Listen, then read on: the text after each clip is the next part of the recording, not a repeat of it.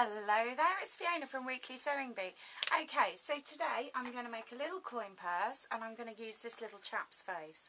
I hope you can see it. I'm sorry, it's a bit of a painting rather than a photo, but it's all I've got, so that's all we can do, isn't it? So what I'm going to do is I'm going to use my scrap paper pile and I'm going to use my mug as a pattern. This is only so that the front and back meet. And what I can do is, because if we look at him, he's actually got an oval face.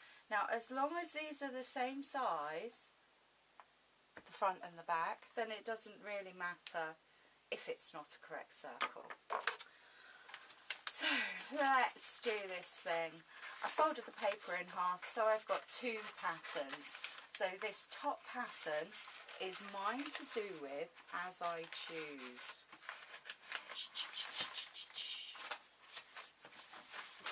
So I'm going to put that somewhere safe, and we can see that the top part of his skull is green. So we're going to make the base green. And whilst we've got this green, we're going to make an ear.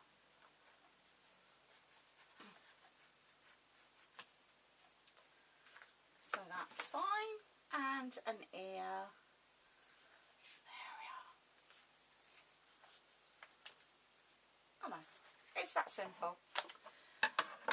Okay, so the next layer of colour is going to be a yellow. Now I need this pattern to fit together on the green, but what I can do is, now I've used that pattern and I've got one safe for my back, I can destroy it. So there we are. I know it fits because I used the same pattern. There we go. Now I can get rid of this top bit. That's gone. I need this bottom bit, and as we can see, he's got a lilac chin. Oh no, haven't got lilac. We're going to have to make do. So I'm going for pink chin.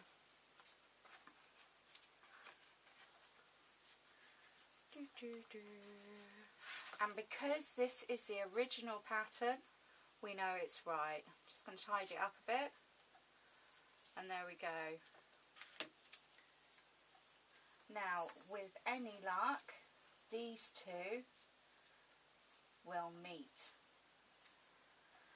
Okay, so going back to the bit that I cut off for the centre, I have to do a red bit for the main nose.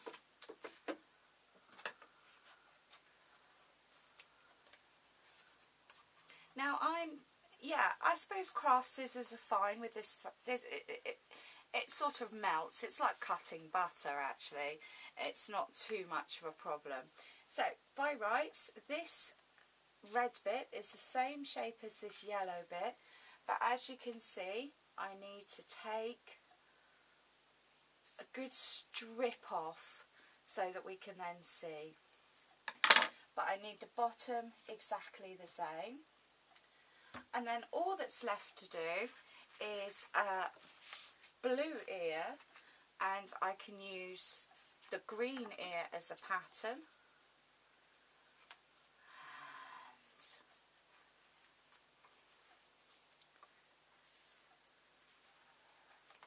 And lovely. So I've got two matching-ish ears and beady eyes and a fringe.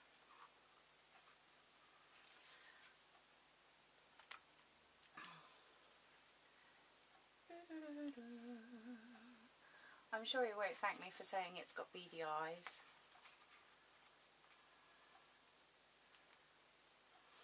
There we go. Now, sometimes when you're dealing with this and you're dealing with small bits of fabric, then you can get static. It is a bit of a pain, but what I tend to do is if I'm getting a problem with static, the piece that I'm using, I'll pin it to the other piece.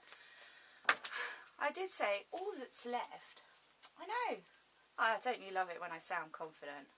So, all that is now left is a fringe. Now what I'm doing is I'm cutting down and then I'm cutting down to meet at a point. Yeah. This will get more fringy and more tatty as just years go on. And there we go, we can sew that under there. So what's my sewing line going to be? Because really I want to catch everything, but I don't want to over sew the fabric. And I think I should sew, if you're having problems with static, then just use a pin. I think what I should do is sew around the bottom and then sew so I'm catching the eyes. But if I can get a little bit of the ear and then sew halfway round. So in fact, where I'm sewing is halfway up there, and when I sew the zip on I can then catch this little tooty bit. Alright, let's get that out of the way. Now if you are going to sew this foam felt, then I strongly suggest you lengthen your stitch. Yeah, it sews fine, but you do need a slightly longer stitch. It's just to catch it. Okay, now if I put my pin where most of the fabric is, I can then place this underneath the sewing machine, halfway along the mint green, pale green. Well, it's faded actually. I'm sure it was this colour when it started. And I can lift up my needle and I can go down over, cross my eye, follow it round, put my other eye in place, lift up the foot so that the needle goes straight across the eye. Make sure that the foot doesn't push the eye out of the way. Now I do need to catch an ear. So blue one on this side, and I can put it underneath. I'm not going to try and do the crease in the ear. Okay, so I'm now in a position where I can pick everything up and make sure that I'm sewing the yellow and then the red. Then line up my pink bit. Got to line up your pink bit every now and again, haven't you? So, I'm going to lift up my foot again and give it a fighting chance. So I'm just going to follow this line round until I get to the other side where I can put an ear in, and then I'll be right back. Hi, so welcome back. What I've done here is I've got the back, which is literally the same as this green, and I'm sewing the zip on.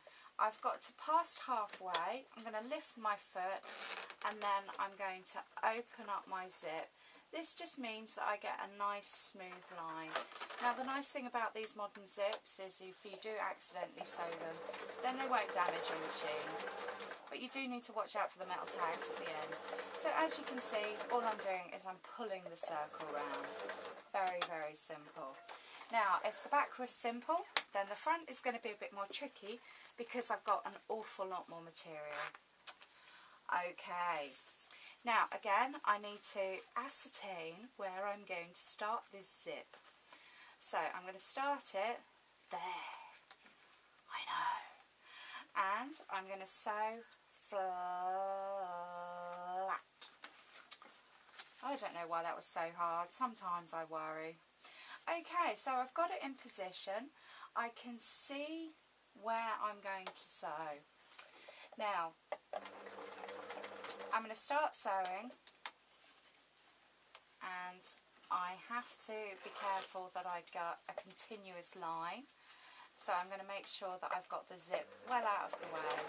Now obviously I have to make sure that the ear's in the right place, because otherwise it'll always look a bit funky.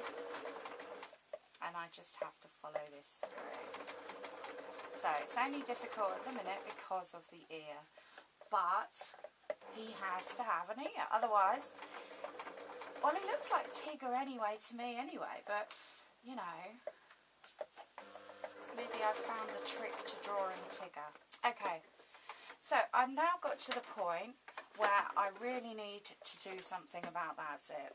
The easiest thing to do is to lift up my foot, and I am going to wiggle and fiddle and pull it out of the way.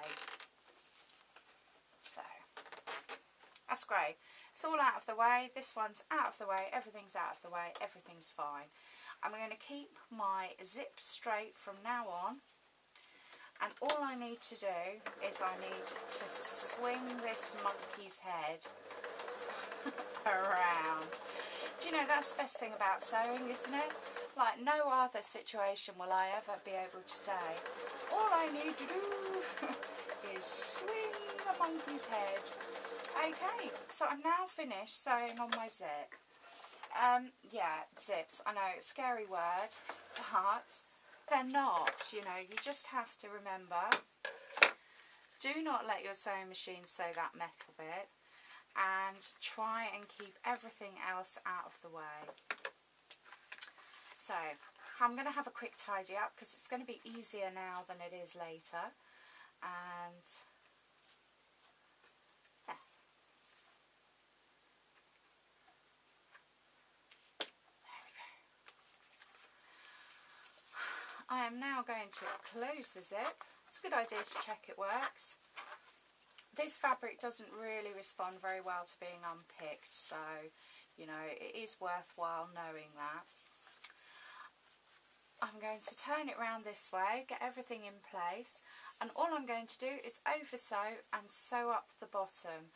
I'm going to be careful of my zips ends, but I'm going to make sure these scraggy bits are all tucked in. So let's get it under the machine. Now you're going to find that it's too tall now to get under the machine easily. As long as you lower this foot, I know it's only going down 1 millimetre, but it does need to be lowered because otherwise we won't connect the bobbin. Okay, how easy is sewing a circle? It's a case of push and pull because it's quite thick, but then the fabric's like butter, so nobody minds very much. I'm going to make sure that the ends meet. So a good, well, as soon as you can, make sure everything is straight, so any puckering that you might need to do or adjusting we can do gradually over these last couple of inches. And also I'm just tucking in the ends of my zips. So away I go, sew a bit more. You know, sometimes you can sew like feet before you have to really adjust the machine, and then little and regular adjustments when you're sewing something like this. I'm going to open my zip now just so that I can sew right up to the end, and there we are. That's all I can do.